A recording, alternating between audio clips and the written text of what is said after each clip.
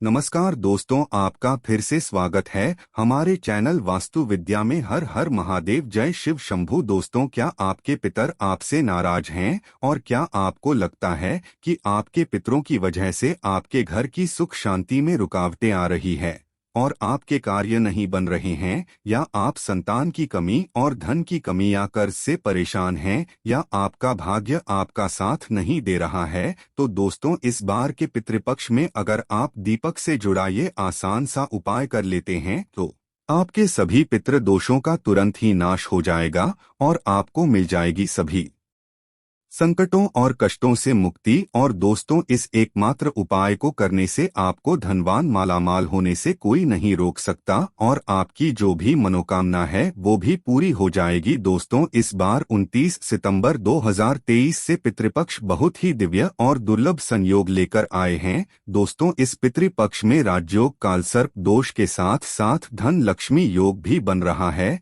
जिसकी वजह से इस बार के पितृपक्ष श्राद्ध का बहुत अधिक महत्व बढ़ गया है। और इस पितृपक्ष पर यदि आप दीपक से जुड़ा ये आसान सा उपाय कर लेते हैं तो आपकी सभी समस्याओं का तुरंत ही अंत हो जाएगा। इसलिए दोस्तों को आखिर तक जरूर देखें। और अगर आप भी अपने जीवन में महादेव की कृपा पाना चाहते हैं और पितरों का आशीर्वाद पाना चाहते हैं तो वीडियो को लाइक करके कमेंट में हर हर महादेव लिखना ना भूलें। दोस्तों, भाद्रपद मास की पूर्णिमा से श्राद्ध पक्ष शुरू होकर अश्विन मास की अमावस्या पर समाप्त होते हैं। इस बार श्राद्ध पक्ष 29 सितंबर से 14 अक्टूबर तक रहेंगे। ये दिन पितरों को समर्पित होते हैं। श्राद्ध पक्ष को पितृपक्ष, लागत, श्राद्ध आदि नामों से भी जाना जाता है, जैसा कि नाम से ही स्पष्ट होता है।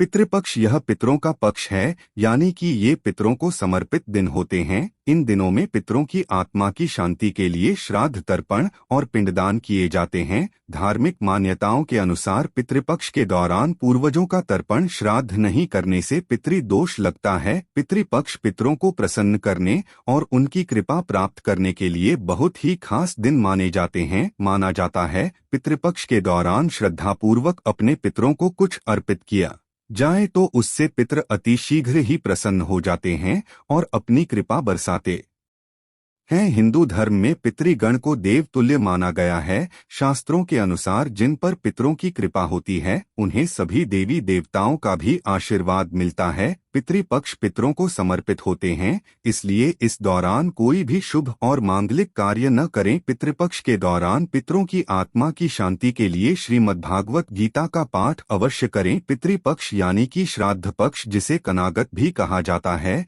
यह वह समय होता जब है हमारे पूर्वज धरती पर होते हैं और हम श्राद्ध कर्म करके उनका आशीर्वाद प्राप्त करते हैं। हिंदू धर्म में मृत्यु के बाद श्राद्ध करना बेहद जरूरी माना जाता है। मान्यता है कि अगर अपने पूर्वजों का तिथि पूर्वक श्राद्ध और तर्पण नहीं किया जाए तो उन्हें इस लोक से मुक्ति नहीं मिलती और वह संसार में ही भटकते रहते हैं। ब्रह्मवैवर्त पुराण के अनुसार देवताओं को प्रसन्न करने से पहले मनुष्य को अपने पितरों यानी कि पूर्वजों को प्रसन्न करना चाहिए। पितृदोष सबसे जटिल कुंडली दोषों में से एक है। पितरों की शांति के लिए हर वर्ष भाद्रपद मास के शुक्ल पूर्णिमा से अश्विन मास की अमावस्या तक पितृपक्ष श्राद्ध होते हैं। इस दौरान कुछ समय के लिए यमराज पितरों को आजाद कर देते हैं ताकि वे अपने परिजनों से श्राद्ध ग्रहण कर सके। माना जाता है कि जिस घर के पितर अपने परिवार के लोगों से खुश रहते हैं उस घर के लोगों को देवी देवताओं का भी आशीर्वाद प्राप्त होता है। शास्त्रों के अनुसार जिन लोगों के पितरी उनसे प्रसन्न नहीं होते हैं उन्हें पितृदोष का श्राप मिलता है। माना जाता है कि जिस घर में पितृदोष का श्राप लगता है उस घर के सदस्य कभी भी सुखी नहीं रहते और ना ही वे जीवन में सफलता प्राप्त कर पाते हैं।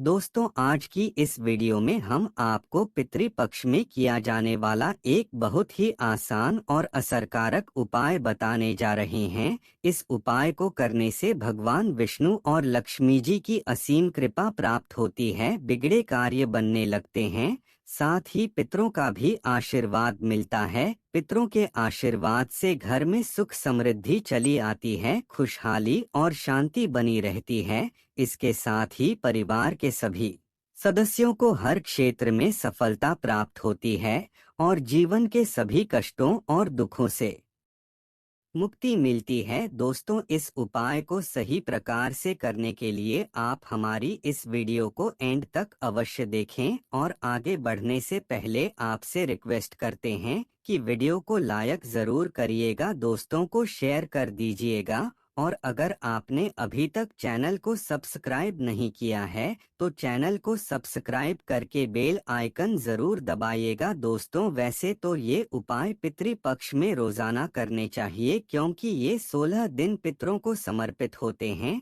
लेकिन अगर रोज ना कर पाए तो पितृपक्ष की पूर्णिमा, पितृपक्ष की अमावस्या और पितृपक्ष की एकादशी के साथ ही आपके पितरों की जो मृत्यु तिथि है उस दिन आप इस उपाय को अवश्य ही करें और पितृपक्ष की अमावस्या पर भी अवश्य करें। यह उपाय आपको संध्या काल या रात्रि के समय करना है। इस उपाय को सुबह या दोपहर के समय ना करें। उपाय को करने के लिए आप अच्छे से मुंह हाथ पैर धोकर साफ हो जाएं और स्वच्छ वस्त्र धारण करें। इसके बाद एक दिया तैयार करें, दिए में एक रुई की बाती लगाएं और शुद्ध घी भरें और शुद्ध घी ना हो तो इस दिए में आप सरसों का तेल भरें और इस दिए में आप थोड़े से काले तेल डाल दें। इस उपाय को करने के लिए आप मिट्टी का, पीतल का या आटे का कैसा भी दिया ले सकते हैं।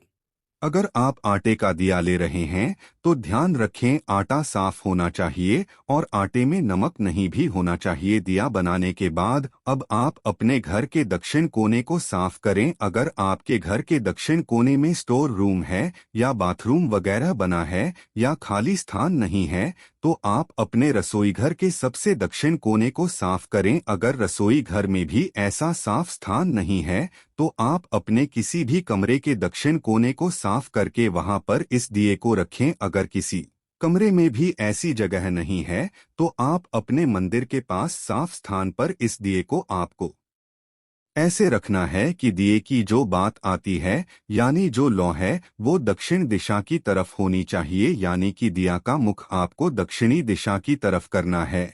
और यह भी ध्यान रखें कि दिए को सीधे जमीन पर ना रखें। दिए के नीचे कोई कपड़ा बिछा दें या कोई कटोरी प्लेट रख दें हैं या फिर थोड़े से साबुत चावल रख दें। सीधे जमीन पर दिया ना रखें। सीधे जमीन पर रखा हुआ दिया अपूर्ण माना जाता है। दिया जलाने के बाद सबसे पहले आप भगवान श्री गणेश को प्रणाम करें, फिर भगवान विष्णु और माँ लक्ष्मी जी को प्रणाम करें। इसके बाद पितृदेव को प्रणाम करें।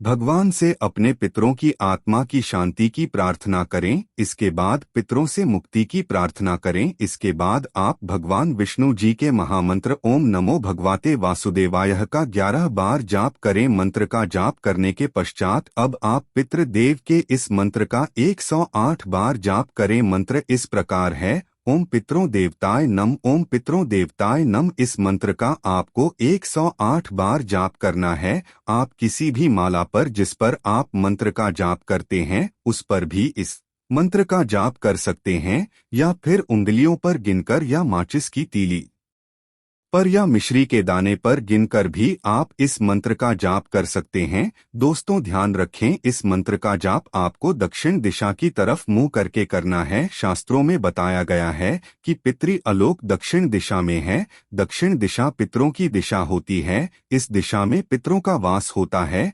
श्राद्ध पक्ष में दक्षिण दिशा में इस प्रकार दिया जलाने से और मंत्र का जाप करने से पितृदेव की असीम कृपा प्राप्त होती है और पितृदोष पितृ आशीर्वाद में बदल जाता है।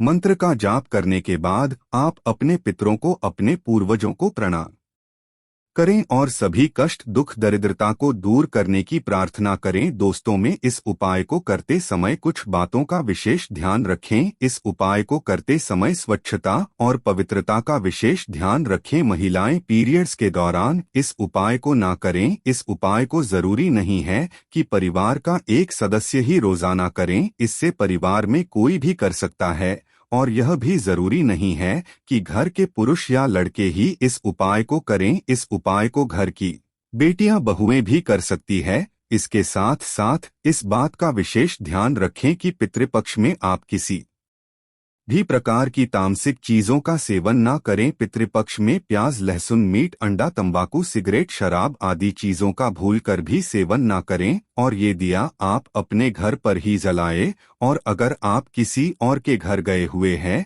तो किसी और के घर में आप इस दिए को अपने पितरों के नाम से ना जलाएं। यह उपाय आपको अपने घर पर ही करना है। पितृपक्ष के दौरान कोई भी शुभ कार्य नहीं करना चाहिए। इस दौरान कोई वाहन या नया सामान ना खरीदे। रोजाना की जरूरत के अलावा कोई भी नया सामान पितृपक्ष में नहीं खरीदना चाहिए। पितृपक्ष के दौरान नाखून नहीं काटने चाहिए, बाल नहीं काटने चाहिए, दाढ़ी मूछ भी नहीं बनानी चाहिए। पितृपक्ष में गायों, ब्राह्मण, कुत्ता, चींटियों, बिल्ली आदि को भोजन अवश्य ही कराना चाहिए। पितृपक्ष के दौरान कोई भी सौंदर्य प्रसाधन की चीज लगाने से बचें। पितृपक्ष के दौरान लड़ाई झगड़े ना करें, प्रेम से रहे, किसी की भी निंदा ना करें, लड़ाई झगड़े ना करें। पितृपक्ष के दौरान इन सभी बातों का विशेष ध्यान रखें। दोस्तों, अगर आपने दिया चावलों पर रखकर जलाया है तो अगले दिन सुबह उठकर आप उन चावलों को पक्षियों को डाल दें। अगर आपने आटे के दिए का इस्तेमाल किया है तो उस दिए